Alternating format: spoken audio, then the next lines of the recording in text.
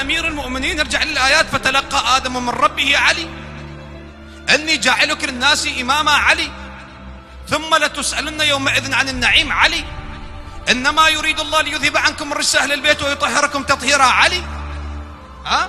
إنما وليكم الله ورسوله والذين آمنوا الذين يقيمون الصلاة ويؤتون الزكاة وهم راكعون علي. تعالوا ندعو أبناءنا وأبناءكم ونساءنا ونساءكم وأنفسنا وأنفسكم ثم نبتهل فنجعل لعنة الله على الكاذبين علي. أولئك هم خير البرية علي، وكل شيء أحصيناه في إمام مبين علي. يا أيها الذين آمنوا اتقوا الله وكونوا مع الصادقين علي، والذي جاء بالصدق وصدق به أولئك هم المتقون علي.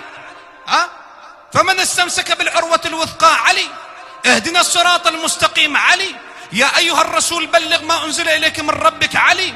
اليوم أكملت لكم دينكم وأتممت عليكم نعمتي علي. تنظر إلى القرآن علي، تنظر إلى الروايات علي، تنظر إلى العقل علي، تنظر إلى المنطق علي، تنظر إلى الفضائل علي، تنظر إلى المناقب علي. كل شيء من الكمال فهو علي.